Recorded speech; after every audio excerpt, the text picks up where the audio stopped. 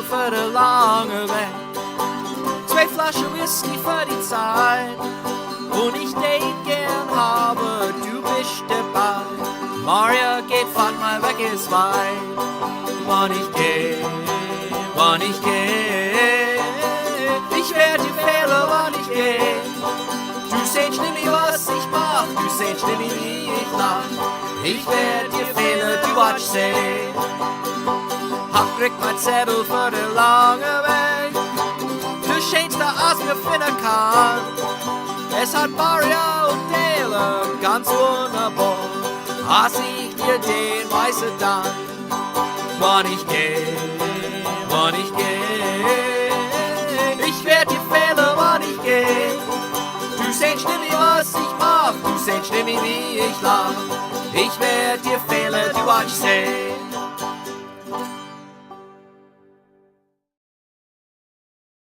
Well, hello, Liebe Light. It is such a pleasure to be back with you for another month and another episode of PA Dutch Live. We are now in the big month of April, or as we say in Pennsylvania Dutch, April. Pretty darn close. You could probably figure that one out, even if you can't speak Pennsylvania Dutch. And boy, do we have a show for you tonight. Special guest Dr. Cynthia Falk is waiting in the virtual green room, just itching to get out here and tell all of us wonderful people about the stuff that she has learned about the Pennsylvania Dutch in her various years of studies and so forth. But I'm not going to tell too much of her story just yet.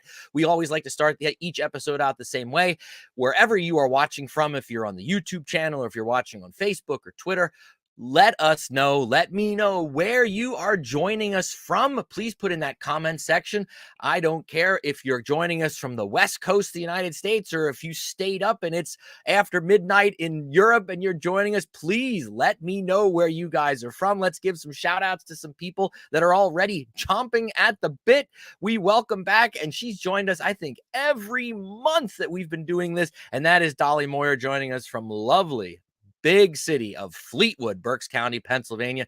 Dolly, I hope you had a great Easter. I hope everybody out there that celebrates had a great Easter. Mine was filled with traditional Pennsylvania Dutch foods. We had baked ham. We had some good grumbier, some mashed potatoes with gravy, and lots of eggs. There were lots of gakkies, as some of you might say, or oyer, as we say in Pennsylvania Dutch, all over the place. Our dear friend Rachel is also joining us again this month from Boyertown. She says, Gouda dog. Well, Gouda dog to you too, dear Rachel. And also Jake is joining us from Pottstown. How about that down there in southeastern Pennsylvania? Hey, look at this. ALA Iowa. I don't know if I said your name right or not. My apologies if I didn't. Says, hey, any PA Dutch speakers from Iowa out there? Holy cow. Well, if you're joining us from Iowa and the Midwest, I welcome you to the show. We'll have to see if anybody chimes in with greetings from the Midwest as well. We want to give a shout out to, well, how about that? Hello from Manchester, Michigan, Super M1687. Thanks for joining in this evening. Our good friend Norman stayed up again after midnight to join us from across the ocean. Gouda Maria, he says Gouda Maria, good morning. Well, Norman, we got another 6 couple hours plus for us to hit that here in America, but I appreciate you staying up. Alstabesh, Pauls, it's always good to see and hear from you. Brigitte's joining us again from Philadelphia. She's a regular here on the show as well. Dale joining us from Pine Grove, Schuylkill County being represented tonight. Welcome and thanks for joining us. Yvonne joins us almost every month as well out there in lovely Easton, Pennsylvania. And another Marcel stayed up late. Hey, fun Deutschland. Well, it is so great to have all of you, no matter where you are joining us from. Keep putting in those comment sections, of course, where you're from. I'll give you shout outs as the time goes. But as those of you that join us regularly know, I always like to start each episode out the same way with some news and events coming up in the Pennsylvania Dutch country that you can check out if you feel so moved. So please allow me to drop some things here in the stream. And I'm going to do it this way, I think. No, we're going to do it this way, I think. Yes. So as you know, tonight, welcome. It is April 20th. We're going to have Dr. Falk here in just a couple minutes, but a couple of things coming up that I'd like everybody to know about. If you are in the greater Lebanon County area, this Sunday, April 24th, you have the opportunity to attend a Pennsylvania Dutch language church service, or as we say in Pennsylvania Dutch, Gottesdienst. And it will be at the Zoar Lutheran Church, and that is it's on Freeport Road in Lebanon, Pennsylvania. The Service starts at 2:30 in the afternoon, and Ethan Levengood will be giving the sermon in Pennsylvania Dutch. If you've never attended a Pennsylvania Dutch language church service, it truly is a great experience. Sing hymns in the language, you hear somebody preach, and even if you don't understand Pennsylvania Dutch, or if you feel that your Pennsylvania Dutch just isn't good enough, don't let that stop you from going to events like this. It's a great opportunity for you to go, and even if you just listen, it will be beneficial to you. You'll be in community with other people, like-minded people, and you'll have the opportunity to try singing in the dialect. If you don't, if you aren't able to understand, you can at least try and sing along. Or, if your language abilities are limited, maybe pick out a word here or there. But don't let your fear of, oh, I won't understand anything, stop you from going to these events. Anytime I publish or put out an event that's coming up in Pennsylvania Dutch country that is language oriented, don't ever let your language abilities stop you from attending these types of events. That's all I'm going to say. Mark your calendars this Sunday coming up in Lebanon, there at Zor Lutheran Church. Also, while you have your calendars out, I'm announcing this every month. I'm going to keep announcing it till it's the time. This July 2nd through the 10th is the return of the Kutztown Folk Festival. It's been going on since 1950. Minus COVID, it's been a solid run. But these last 2 years, we've had to cancel the festival, but it is back and in its full glory this coming July. So please mark your calendar. Check out their website. You can just Google search Kutztown Folk Festival, and you'll find the link, and you can buy tickets ahead of time. And also right now on the website, they have a rundown of all of the schedule of entertainment and events.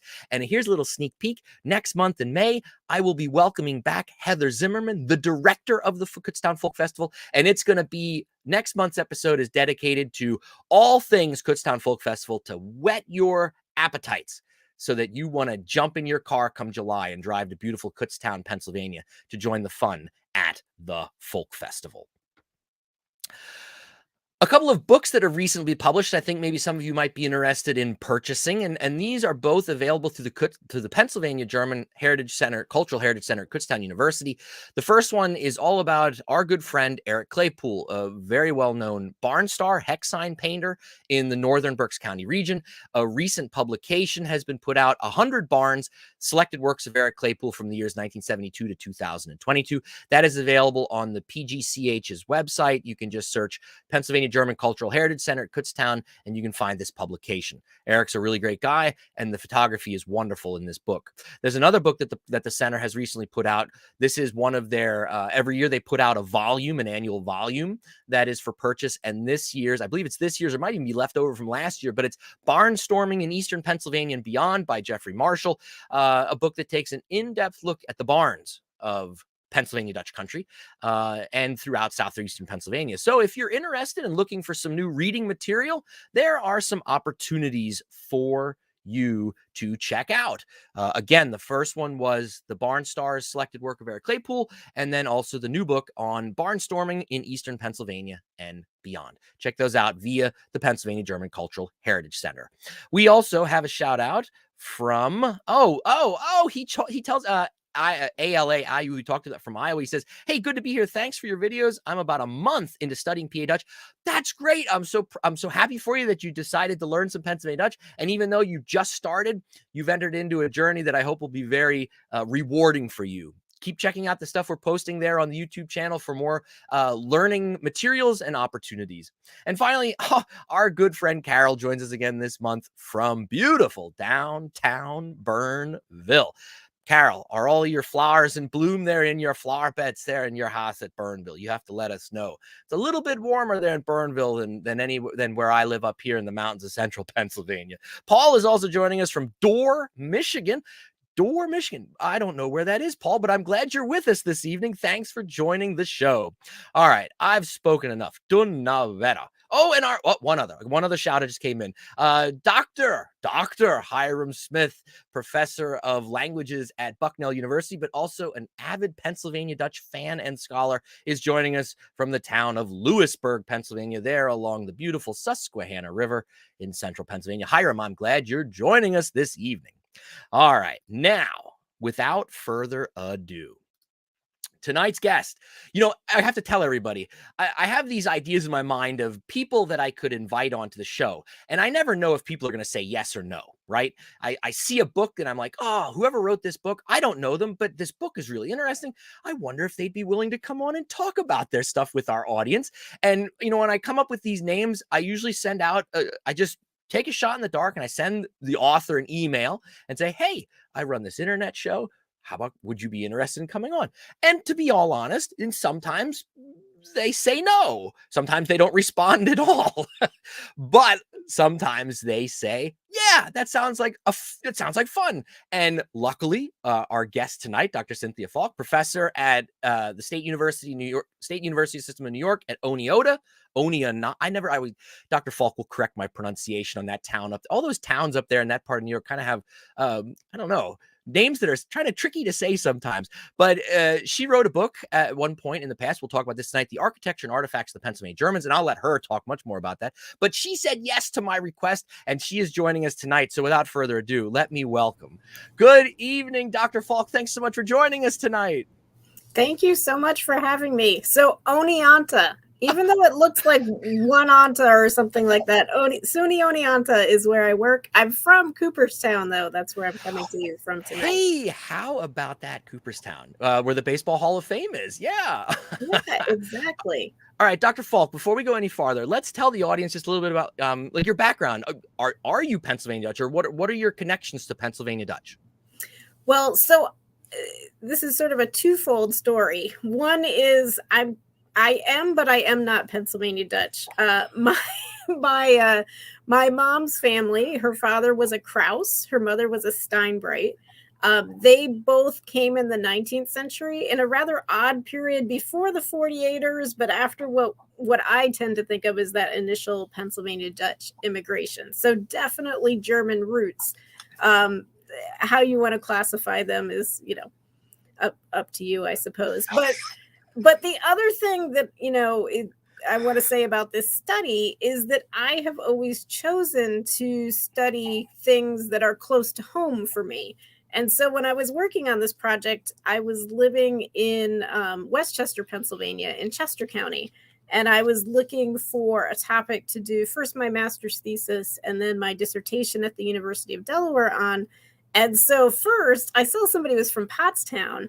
I decided to look at Coventry Township, which is just on the other side of the river from Pottstown, because it was an area that had both English and German settlement in the 18th century.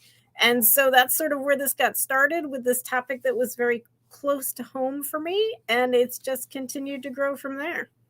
Oh, that's wonderful. So you say you kind of Pennsylvania Dutch, but not really Pennsylvania Dutch. When you were growing up, did you have neighbors that were Pennsylvania Dutch? Did you ever hear the language spoken? Or, what food ways did your parents pass on some of those food traditions? Or what was that aspect of your childhood, or maybe even still today like? Yeah, so not so much with the language. My mother actually went to college and learned German, not Pennsylvania Dutch, but German, and taught in the public schools in Montgomery County for a period of time in the German language. But we certainly didn't speak German or Pennsylvania Dutch at home. But in terms of foodways, sauerkraut is still one of my favorite foods.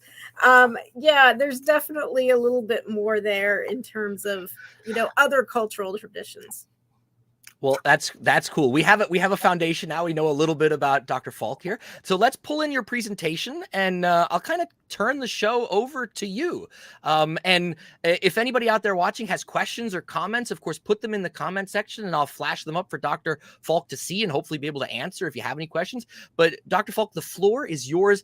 Enlighten us a little bit on all of the wonderful things that you've learned in the course of your studies. Yeah, so you can see two different real buildings on here and one representation of a building. My area is material culture, which is basically a fancy way of saying stuff. So that's houses, it's furniture, it's clothing, it's all of those tangible things that are part of our culture. And so the book that you referred to is largely about trying to make sense of buildings like the ones that you see on the screen.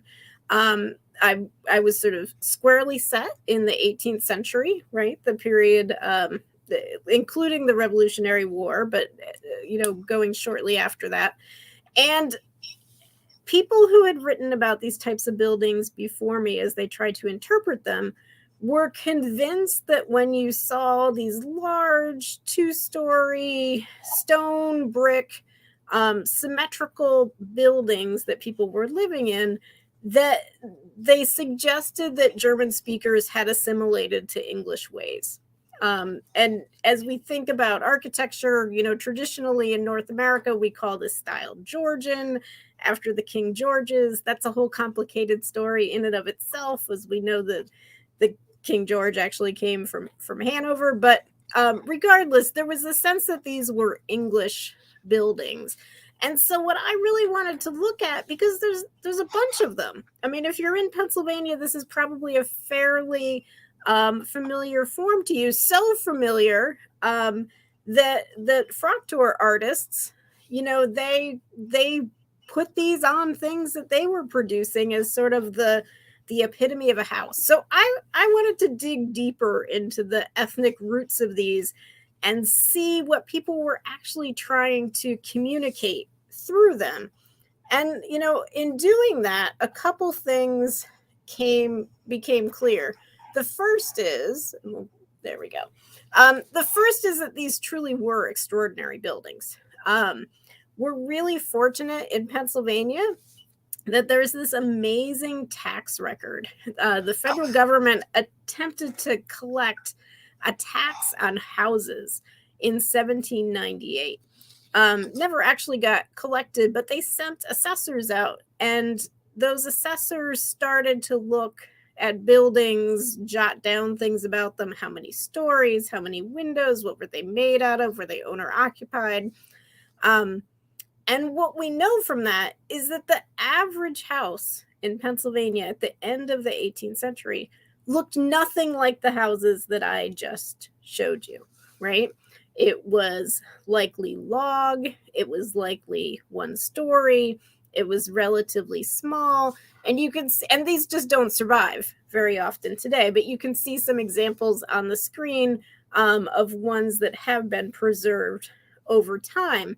And so average was something like this, and then we get these larger buildings. Let's see if I can get the slides to advance again here. We get these larger buildings like the ones that you see on the screen now. And I picked these two out because when they were built in the 18th century or shortly after they were built, people were already commenting on how extraordinary they were. So the one that sort of turned cockeye on the screen that was occupied by Daniel Heister, in 1783, there was a real estate ad for this house, and the building was described as one of the best houses in that part of the country, which is what is now Montgomery County. And the other one on the screen was owned by a man named George Fry, and a European traveler was passing through what's now Dauphin County at that point in time, and he saw this and he said, "There's only one stone building in town, and it's this guy's house." So, we get the sense that these were already really extraordinary when they were built and throughout the 18th century, making me think, maybe there was a little less to do with ethnic background and more to do with people representing their social and economic status. But I'm going to complicate that even more as we go on. There is definitely a hierarchy of materials. So much so, and I just have to show this picture because I think it's so cool and most people don't get to see it. In Schaefferstown, there is this wooden house that is plastered on the outside, and it's scored and painted to look like brick.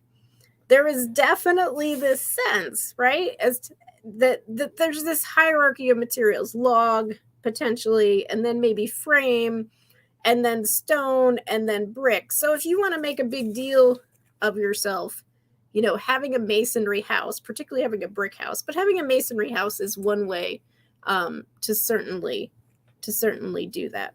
So that's certainly one thing to think about. The other is the way that spaces are arranged within these. So if anybody's ever been to the Daniel Boone homestead, you can see this log house that's been moved there from its original site. And, it's a good example of one of these more modest, but not super small types of houses that people would have lived in. And what I want to point out to you is that as you walk in the door, and there are doors on both sides of this building, you walk right into the kitchen. And so, a fireplace like this would have dominated that space. And for architectural historians, they call this type of plan an open plan, meaning that you walk in and you walk into, a space that people are inhabiting. There's no hallway, there's no foyer and that sort of thing. And it's interesting you asked about my growing up. As I think about my grandparents' house, right? That's what you did. You walked into the kitchen, and others probably have had similar experiences.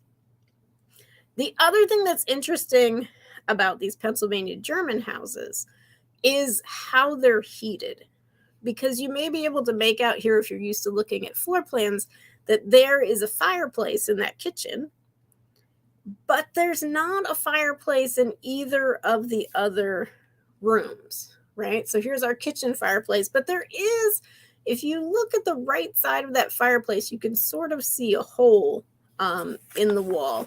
And that becomes important because what we know is that these Germans were not necessarily only using fireplaces for heat. They were using stoves for heat. And I'll show you some of those in just a minute. But that's different. That's different than what the English were doing. It's different than what others were doing. It's a very continental European way to think about heat. Benjamin Franklin points it out in a book that he writes, which is called Observations on Smoky Chimneys. And he's not so fond of it necessarily. But he does point out that in both Europe as well as in Pennsylvania, people of German descent are using this distinct type of heating form. And it could be a relatively small building like this 2-room example. It could be 3 rooms like the one that we saw further. But what unites them is that they have this device, this stove, that's used to provide heat in what, is often referred to as the stuba, right? The stove room itself. And so that could be made out of iron. Pennsylvania is really big on iron production in the 18th century. We have a lot of iron plants that are producing things like stove plates. This one's from Marlborough Furnace in 1768. It could be iron. It could simply be masonry. It could be made out of tile. But the idea is that the material that's being burned is inserted from the kitchen fireplace. And then this acts as a big radiator. Again, very different from what other people are doing. So, as we think about these houses, yes, there's that hierarchy of material. Yes, there's this floor plan that's rather distinct. And it's distinct for 2 reasons. One is that it's an open plan. You walk into, a useful room. And the other is that it's designed the way it is because of this heating scheme. These types of houses, if we think back to the middle of the 18th century, they could be small, like the 2-room examples we just saw. They could also be pretty substantial, like this one that you see here. And I should point out, this is a house that's connected to a mill. So that building on the left-hand side is the mill. And you can see that kitchen, which is actually now at the Philadelphia Museum of Art. And I apologize to anyone who may be familiar with the Philadelphia Museum of Art. The picture that I have at the top is a previous iteration of this. It's actually been redone since that and is a little more accurate. But you get the sense. I mean, this is a fancy type of building in the middle of the 18th century. And it has that that kitchen, that kuka that runs through one side. It has a stuba or stove room on the other. It has another chamber on that other side. You know, a big, large building, but in many ways similar to those smaller houses that we saw earlier. So here's what happens. In this house in the 1750s, you get this type of floor plan. In the 1780s, as we're on the other side of the Revolutionary War, there's already a sense that things are getting changed up. And the way that they're getting changed up is that there's this little room, like a foyer, that now gets petitioned off from the rest of the house. And so now you have, I think, what many of us are more familiar with, thinking about the 19th century and the 20th century. You walk into a space that isn't the kitchen, that isn't a useful room, but is instead an entry of some sort. And so you see that, you know, somebody who already has a pretty fantastic house trying to figure out how to do it here. Up in Bethlehem, in the Moravian communities, so they were a rather unique situation, right? They're living communally. We have these larger buildings. They don't all need to have a kitchen because people are sharing meals in a common place. And so the first Single Brothers house is designed in a way that on the outside looks a lot like some of those earlier examples that I showed you. But now we have this interesting plan that has a passage running through the center of the building. And all those boxes with the X's on them, they're stoves, like what we saw. And so there's this particularly German element that's now being incorporated into a different type of plan. And I have to say, if you're doing research on Germans, especially in the 18th century, researching the Moravians is amazing because they've kept such tremendous records. And if you can get by the handwriting, they are, you know, absolutely an amazing group in terms of documentation. So this is the 1740s. They're already experimenting with this idea. And what we see going through the second half of the 18th century is that more and more Pennsylvania Germans are starting to experiment with ways to divide off this plan, but to still include, I think, particularly German elements, especially stoves. So in this example, if you can make out, you know, what that little diagram says, you do still have a kitchen. And you do still have a stove room, and there's a big kitchen fireplace, and there's a stove in the stove room, but now there's a center passage as well. So we've sort of shifted the whole house 90 degrees and created something that's new and distinct. You know, a new, I would say, Pennsylvania German expression of how you organize space. The other thing that's interesting about these, I think, is the way they get decorated on the inside. And so one place we can see that is at the Peter Wentz house, which is in Montgomery County. It's a museum. You can go visit it. I would recommend you do. It's a pretty fantastic place. You can see it has characters. It's actually one of the buildings I showed in my opening slide, right?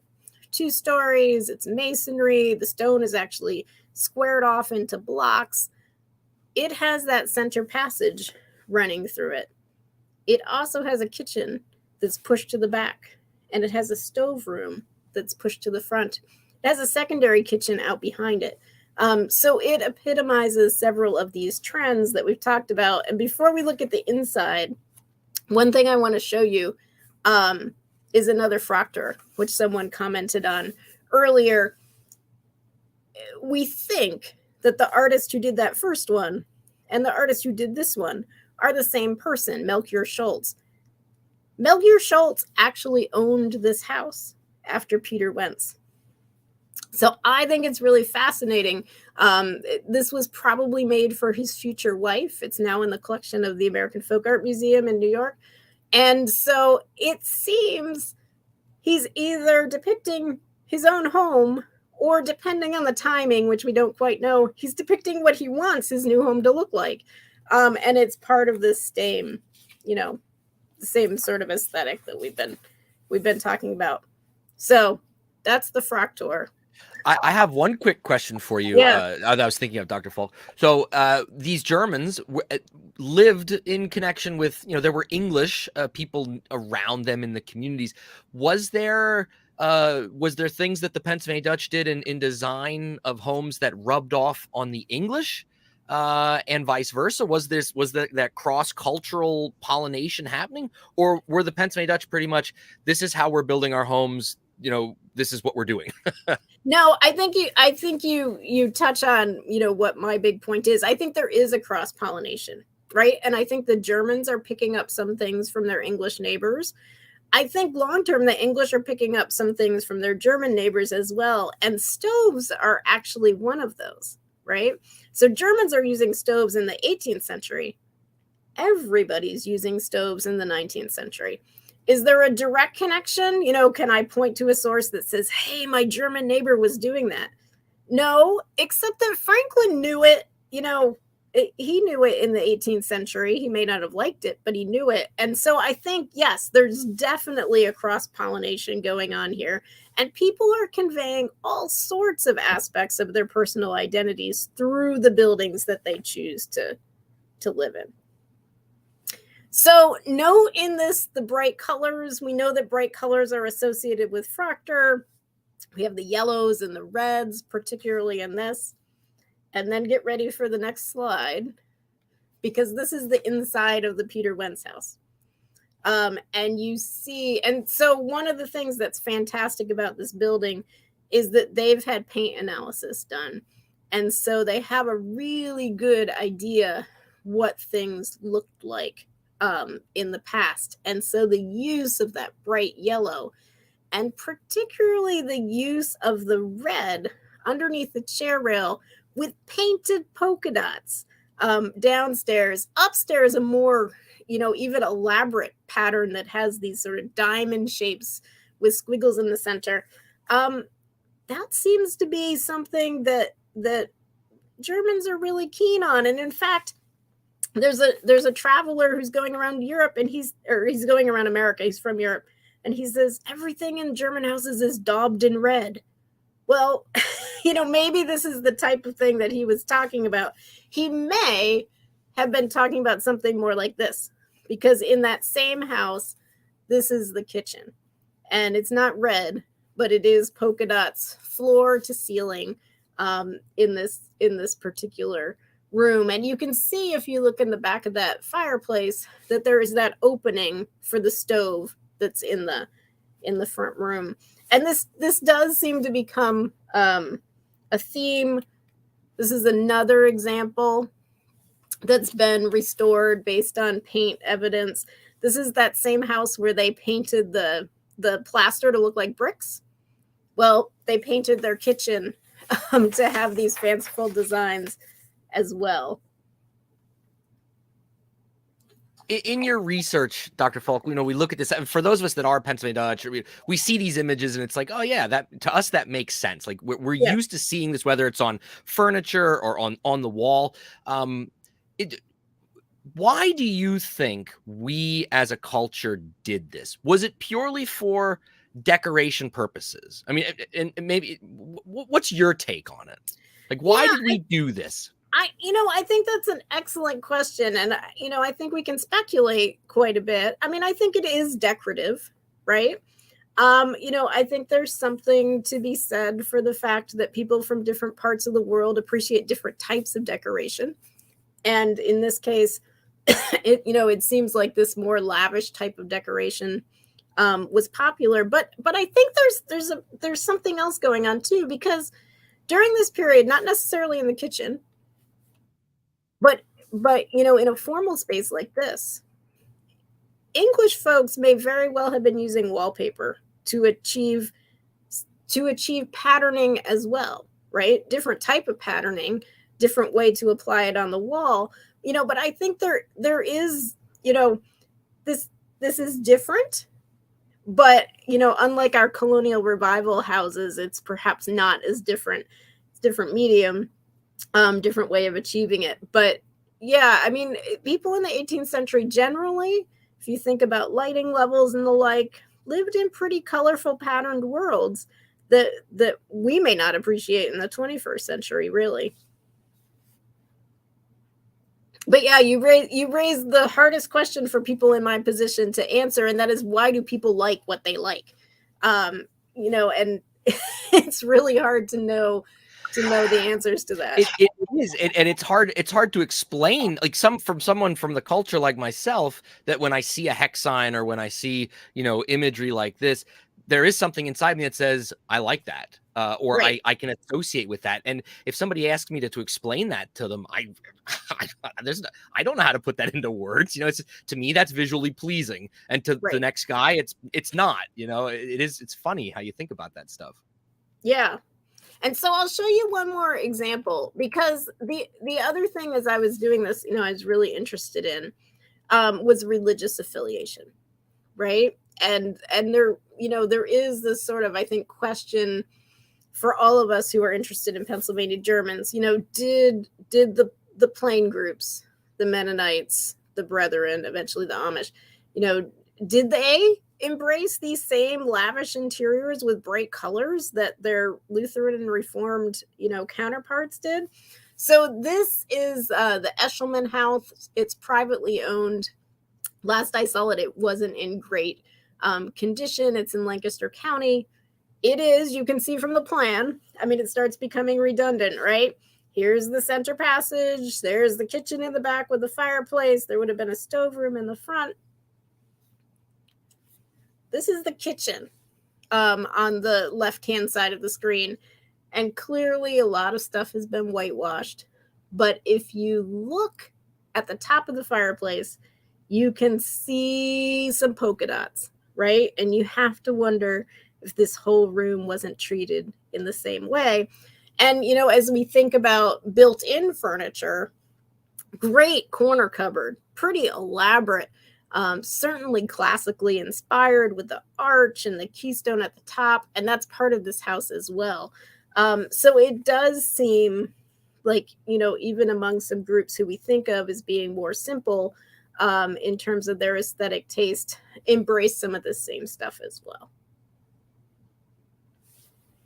So that takes us to the Hottenstein house. So you mentioned the Kutztown Folk Festival. This is right down the road. If you're there, you should definitely, drive by.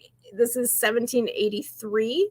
In some ways, I think this represents the full flowering of this new aesthetic that we've been talking about. I mean, it is 2-story. It is stone. It has these academically inspired classical jack arches with keystones over all the windows. If we look at the front door surround, the person who was responsible for this certainly understood academic classicism. They knew pediments and triglyphs and columns and all that sort of stuff. And the same goes to the inside. As you look at the staircase, and particularly that area in front of it where you have an architrave with, this person understands all the formal rules. Even if some of those early experimenters were really experimenting, here we see it coming to fruition. But I want to point out to you those date stones that you can see, and we're gonna look at one a little more up close, because I find those really fascinating. And they suggest to me that one doesn't have to give up one's German identity to buy into this new style, right? I mean, so this does show a familiarity with Latin, right? We're executing the date in Latin, but the name is 100% David Hottenstein and his wife, whose name is on the other date stone. They have distinctive German names, and they include, under the arch with the keystones, these hearts, this symbol that we generally associate more with Germanic material. And the other thing that I wanted to show you, because very often, we don't know what was inside the house.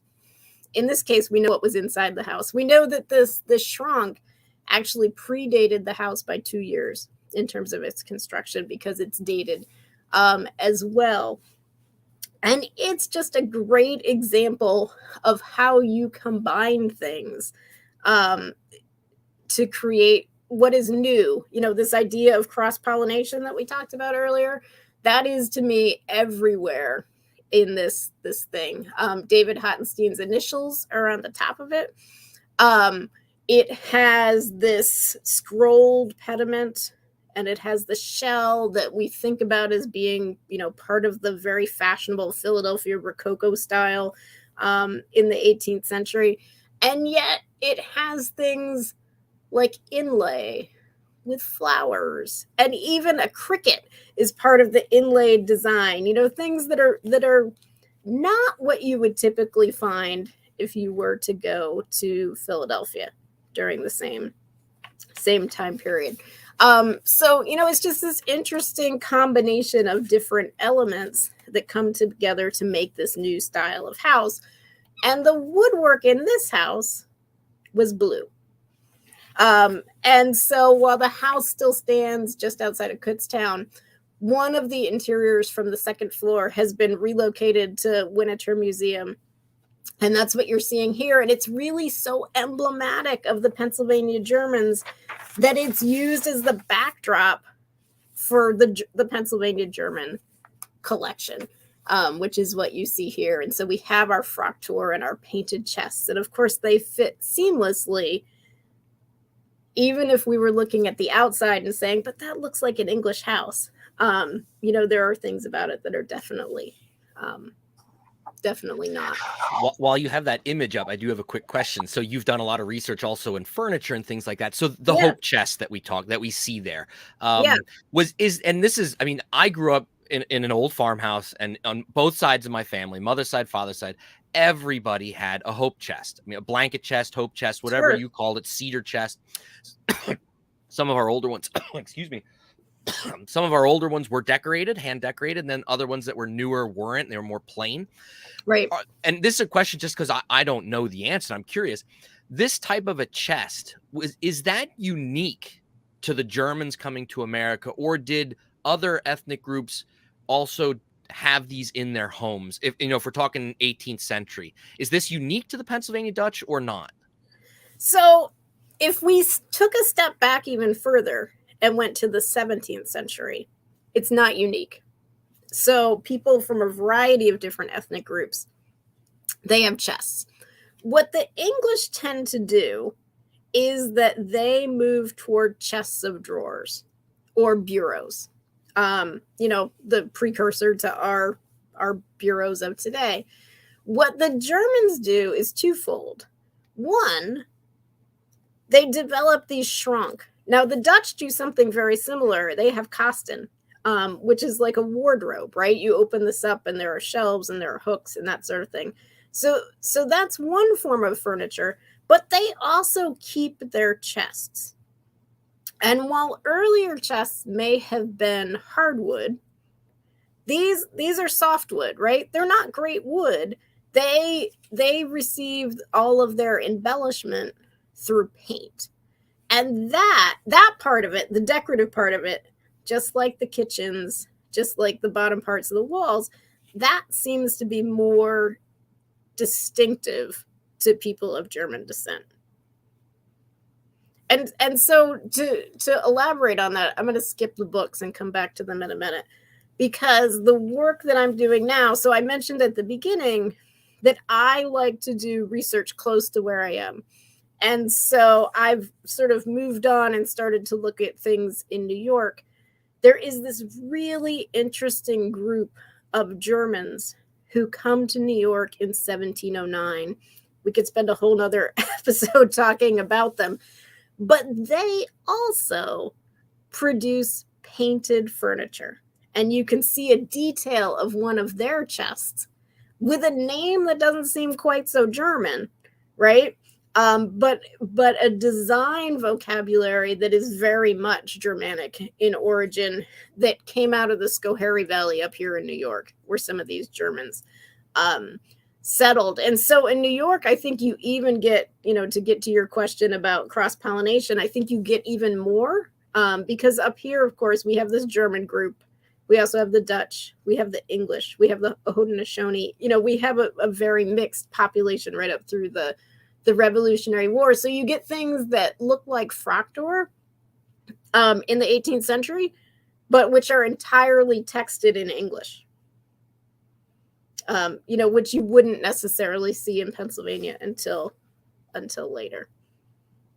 So that's what I'm working on now. But I did want to give a shout out. So Art and Artifacts of the Pennsylvania Germans, or Architecture and Artifacts of the Pennsylvania Germans, I think came out in 2008, which seems like a world away at this point. I've done a little more work on the Pennsylvania stuff that came out in a book called Babel of the Atlantic, which is just a great book to look at. It's a compilation of essays that came out of a conference at the University of Pennsylvania. And so you can read a little bit more there. Many of the buildings that I talked to you about tonight are in there. But this New York stuff is in another book that I'm a contributing author on, which is called a Peculiar Mixture, which came out of a conference that actually took place in Mainz, in Germany. And so one of my big questions, looking at both the Pennsylvania stuff and the New York stuff, and potentially other Germanic stuff in other parts of North America and beyond, is why all this comes to be, right? And what it's communicating. What is truly an ethnic expression? What's about status? What in New York, for instance, is about climate, because it's a good deal colder here than it is in New York, and certainly than it is in the Rhine Valley. So I think there's a lot of really fascinating questions that come out of this material stuff that potentially tell us more about the Pennsylvania Germans and their experience in the New World. Yeah, it's well, everything you presented tonight. My head is just spinning with so many different thoughts about. I mean, I've driven past the Hottenstein home, I don't know, a bajillion times in my life, and of course, it is always impressive from the outside. I never had the opportunity to see any of the inside of it, so sharing those pictures tonight was wonderful. But for a lot of us in southeastern Pennsylvania, we grew up seeing these old stone farmhouses, or in some instances, log houses that were then plastered over or covered. That's the type of farmhouse that I grew up in from the early 1800s. And like I said earlier, I think we can connect with certain images and motifs, but I don't think we ever stop. There's no reason for us to ever stop and think about, like, why do we like this? Why do we do this? We just we just do it, and we associate it with it. And I think I think it's so fun sometimes to just step back and say to yourself, okay, let's think about, why did my great grandfather, paint this or have this particular piece of art hanging on his wall? Why? I just think it's such a fascinating, for me personally, I think it's a fascinating conversation. It's definitely, it's like you said, we're talking about stuff, and that word alone in English is it's kind of like a throwaway word.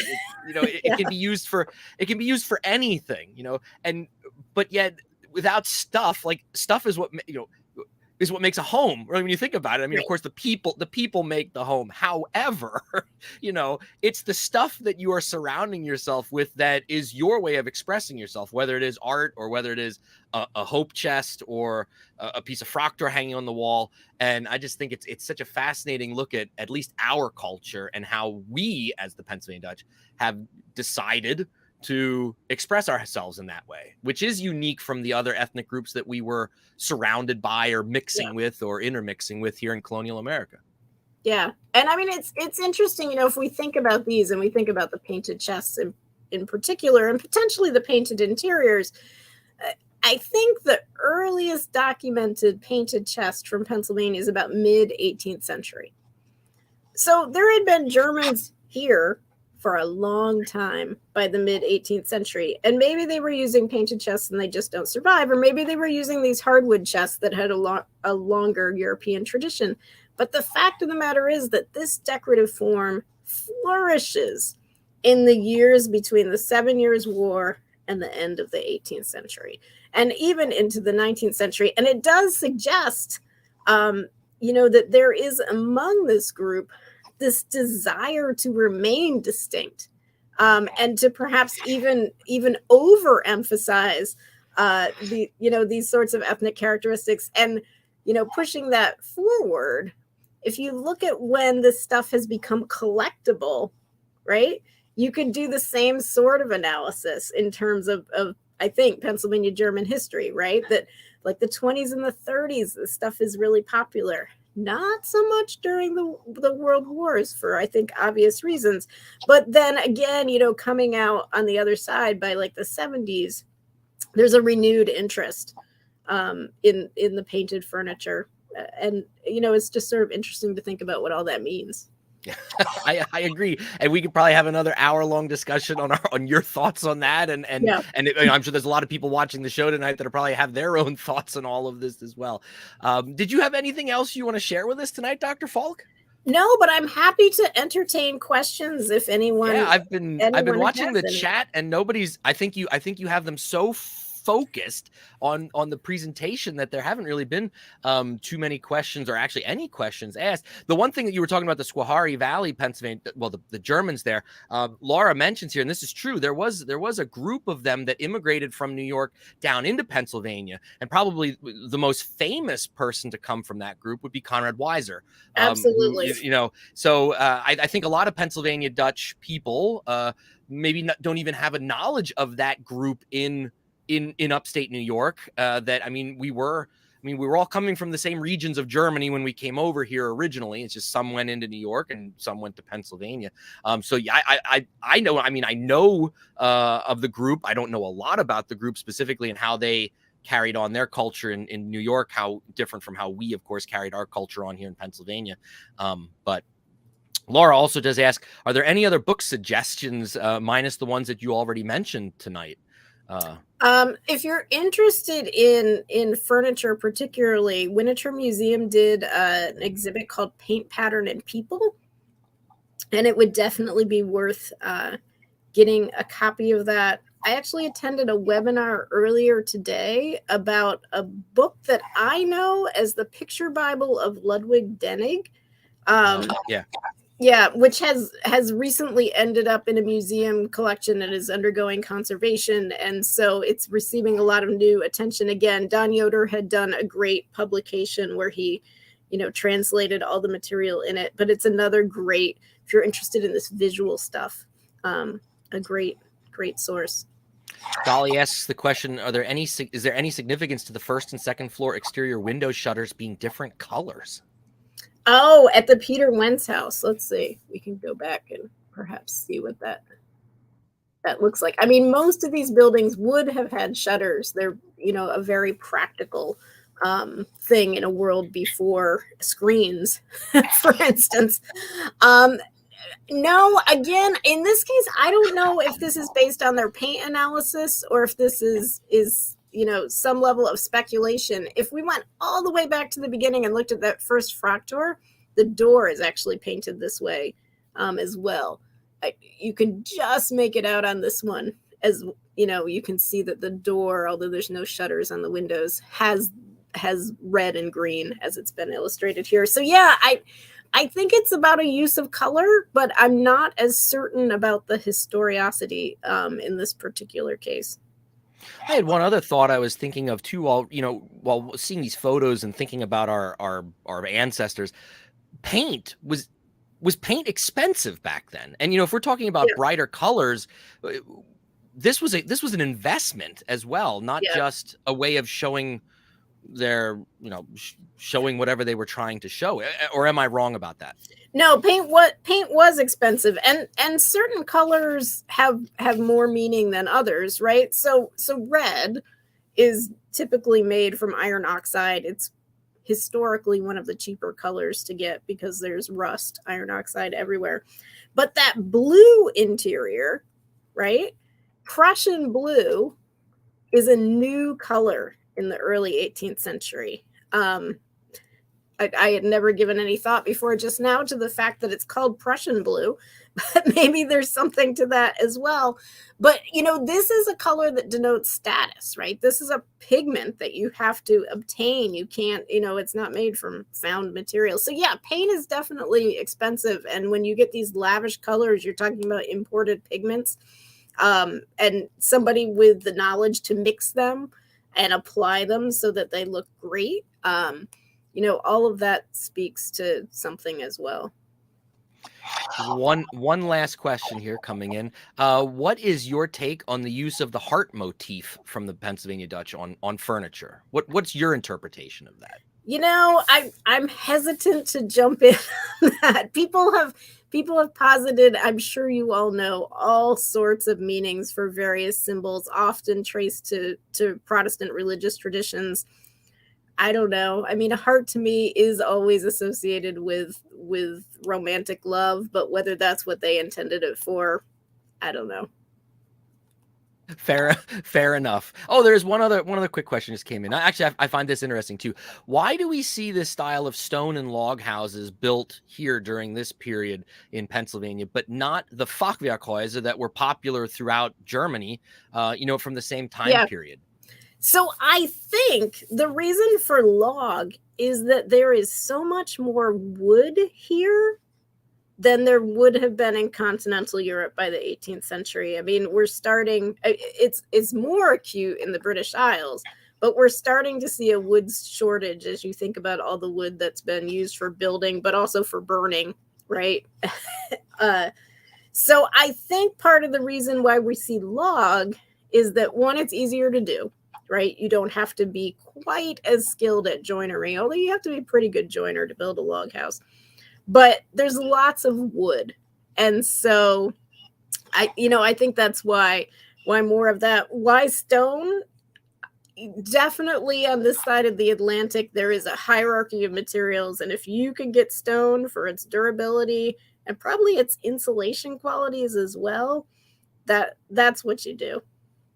Well, and also I know that like when areas were being cleared for the first time, if a farm was being built and they were clearing their fields and making fields for the first time, all of that flagstone and that limestone was there as they were plowing the first couple times, and and so the stone was there to pull from, essentially, as they're making the land suitable to grow crops on and to raise animals and so forth. So again, I think it's because the material was available too. And there is definitely a stone building tradition in Central Europe.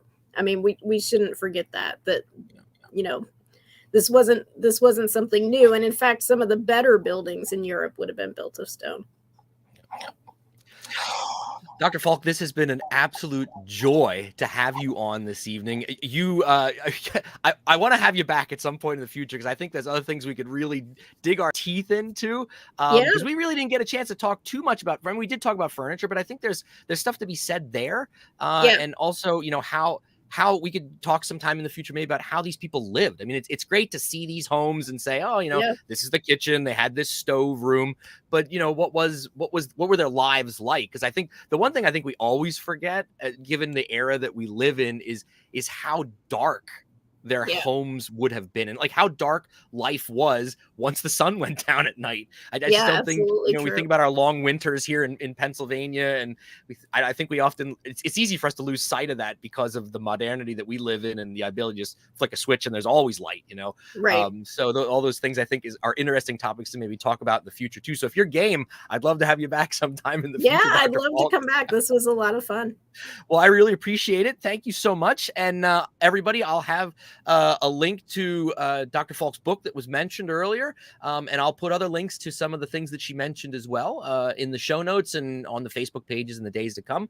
But thanks again, Dr. Falk, for joining us, and I promise we'll have you back on in the future. Thanks for having me. Take care. Bye-bye. Well, now I don't know about you guys, but I was riveted to that conversation. Holy cow. I just kept looking at these. You probably could see me. I just kept nodding my head the whole time. Like, yep. That was awesome. What a great guest. And I promise people we'll have Dr. Falk back on in the future, and we'll talk about some of these other topics that we didn't get a chance maybe to talk to tonight, because I think most of you were probably interested in this stuff too, because for a lot of us Pennsylvania Dutch, this is what we think of when we maybe think of our grandparents' house that we went to for Christmas or Easter. And, we saw those corner cupboards built into the corner of the kitchen, or these giant stone farmhouses that dot the landscape of southeastern Pennsylvania. So it was just wonderful to have her on, and I really, really appreciate it. So we're running long tonight, but we got a couple things I want to get in real quick before I say goodbye. And as always, I like to give at least some Pennsylvania Dutch language stuff. So we just celebrated, for those of us that are Christian, we just celebrated Easter this past weekend, and I decided, well, I'll pull out a poem that has to deal with Easter. And this was written by F. Brunner, who lived from 1835 to 1908. The name of the poem is Oschdere, or Easter. Pennsylvania Dutch on the left-hand side, the English on the right-hand side. You can follow along in either language that you want, but I'm going to read the Pennsylvania Dutch for everybody tonight real quick. Oschdere. Wie neigt sind schon die Oschdere do? Sie kommen alle Jahr, so macht die Kinder all so froh. Das ist gewisslich wahr. Es wundert mich auch net wann's tut. Die Ostereier sind so gut. Wer legt die Ostereier dann? Der Haas, so sagt man als. Nimmt so viel mit as kann, im Kessel an seinem Hals. Kocht und farbt sie auch da drin, mit Kadu oder Zwiebelerinnen. What a great poem. I love the rhyming scheme of that. And if you're familiar with one of the very first, if not the very first image of an Easter bunny here in America, dates to the 1700s in Berks County, Pennsylvania. And the image is of the rabbit with, just like in this poem, the basket hangs around his neck. So when I read this poem, that image of that famous piece of art just jumped to my mind right away. So there you go. Now, I always give you one song too. And this month I chose a song called Jerusalem, My Freilich Heimat, which translates into Jerusalem, My Happy Home. This is a popular hymn, I know, in at least the Lutheran circles of the Pennsylvania Dutch in English, but I translated this into Pennsylvania Dutch a while ago. And the guy that I played music with, Chris, a lot of you know him or have seen us perform. We've recorded this song on our album, but I want to play it for you. It also shows off his amazing banjo picking abilities. So enjoy Jerusalem, My Freilich Heimat.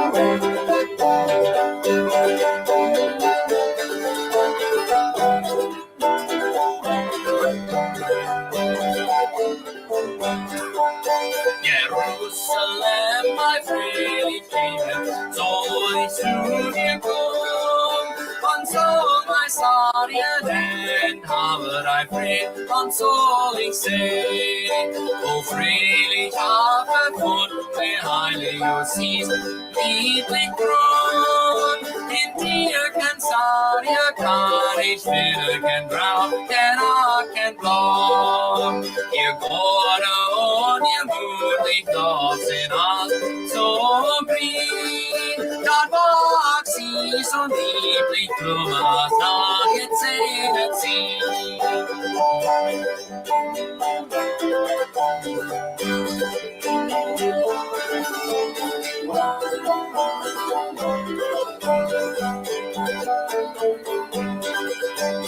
Dat die Bein gebe Frucht und ewig Frucht, dort wacket sich die Engel, singen Himmelslob.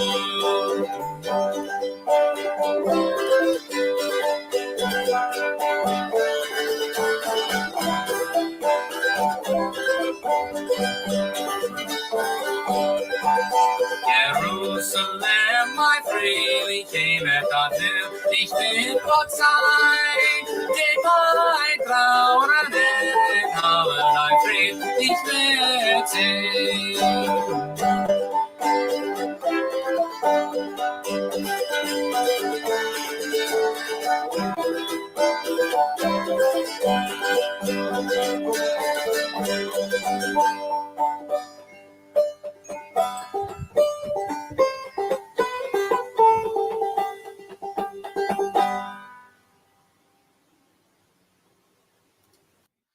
Well, there's a little bit of Pennsylvania Dutch music for you tonight. The hymn Jerusalem, my freilich heimat, or Jerusalem, my happy home. So I hope you enjoyed that this evening. Everyone, I just want to do 2 quick shout outs and then we're going to be on our way. Those of you that follow me on social media, you already heard. Here's a shout out to my good friend and distant cousin, Rachel Yoder. Rachel and I have recently gone together to collaborate and open up our new online Pennsylvania Dutch merch store that we call PA Dutch Stuff. How's that for you? You can visit the website there, zazzle.com/PA Dutch Stuff. Right now, we have limited items. We have some shirts and imagery that represent our podcast that we both do, my band, The Broken Spokes, and then our very first Pennsylvania Dutch themed image is you can get Ich bin Deutsch, which is this bluish, light bluish colored shirt there that we have designed. And what's really great about this website is that any of these images, you can get the image put onto things other than t-shirts. If you don't wear t-shirts, that's fine. You can get keychains, stickers, magnets, coffee cups. I think the website says over 1,000 different products, baby onesies you can get these images on. So please feel free to visit the website, zazzle.com/PA Dutch Stuff. And it is Rachel and I's plan that every month or so, we will be bringing another new design to the website. So it gives you a reason to check back every once in a while. We have a long list of future ideas that we're going to do, but they're all going to be centered around PA Dutch themed merchandise. We're going to throw some Scrapple stuff at you, probably maybe some Shoe Fly Pie stuff. I don't want to tell you too much, but I want you to please go visit the website and feel free to purchase something if you feel so moved. And I'll keep announcing this every month for sure. Finally, if you like what we do here and you'd like to financially support the channel, you can do that by buying me a coffee at buymeacoffee.com/Doug Maidenford. All of the money raised goes to the upkeep of the channel and, good stuff that I've always been saying. And I appreciate any donation that anyone is willing to give. I understand times are tough economically right now, but if you want to throw $5 my way, that money will be well spent. I promise you that. Everybody, also mark your calendars because I can now announce our May edition of PA Dutch Live, and I already alluded to this at the very beginning of the show, will be on Wednesday, May 18th at 6 p.m. And in May, I will be welcoming the one and only Heather Zimmerman back on the show. She is the current director of the Kutztown Folk Festival, and we're going to be talking all things Kutztown Folk Festival. And I'm telling you guys, this year's festival is going to be one for the books because there are a lot of new things that she is bringing to the festival, but we're also continuing the things that have always made the Kutztown Folk Festival what it is, the iconic folk festival that it is. So please plan to join us on the 18th of May so you can find out exactly what are some of the things that are going to be happening at this year's folk festival and also get you the opportunity to really think about setting a trip to Kutztown in your personal calendar for July of 2022. Everyone, it's been a pleasure. Thank you so much for joining us every month. We love that you guys across the ocean decide to stay up and watch this stuff that we're putting on for you guys. I hope you enjoyed our guest. I thought she was wonderful. I think she did a great job, and I can't wait to have Dr. Falk back on again to tell you guys something else new about the stuff that she has studied. But until next time, dear friends, keep practicing your Pennsylvania Dutch. Tell your friends about the good things that we're doing here at the channel. Subscribe if you haven't done so yet. Just hit that subscribe button. Share what we're doing with your friends as well. And until next time and until next month, the 18th of May, I wish you all a wonderful rest of the week and Mach's gut, dear friends.